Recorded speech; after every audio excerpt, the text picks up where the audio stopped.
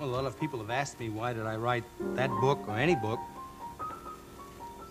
All the stories I wrote were true because I believed in what I saw. I was traveling west one time at the junction of the state line of Colorado, its arid western one, and the state line of poor Utah. I saw in the clouds, huge and massed above the fiery golden desert of Evenfall, the great image of God with forefinger pointed straight at me through halos and rolls and gold folds that were like the existence of a gleaming spear in his right hand, which saith, "Come on, boy, go thou across the ground. Go moan for man. Go moan. Go groan. Go groan alone. Go roll your bones alone. Go thou and be little beneath my sight. Go thou and be minute as seed in the pod. Go thou, die hence, and of this world report you well and truly." Anyway, I wrote the book because we're all gonna die. In the loneliness of my life, my father dead, my brother dead, my mother far away, my sister and my wife far away.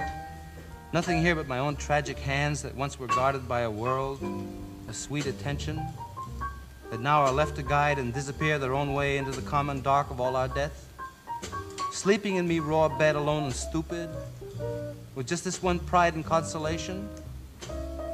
My heart broke in a general despair and opened up inwards to the Lord. I made a supplication in this dream. So in the last page of On the Road, I describe how the hero, Dean Moriarty's come to see me all the way from the West Coast just for a day or two. We've just been back and forth across the country several times in cars, and now our adventures are over. We're still great friends, but we have to go into later phases of our lives. So there he goes, Dean Moriarty, ragged in the moth-eaten overcoat he brought specially for the freezing temperatures of the East, walking off alone, and last I saw of him, he rounded the corner of 7th Avenue, eyes on the street ahead, and bent to it again. Gone. So, in America, when the sun goes down, and I sit on the old broken-down river pier watching the long, long skies over New Jersey, and sense all that raw land that rolls in one unbelievable huge bulge over to the West Coast, and all that road going, and all the people dreaming in the immensity of it. In Iowa, I know by now that children must be crying in the land where they let the children cry. And tonight the stars will be out, and don't you know that God is Pooh Bear?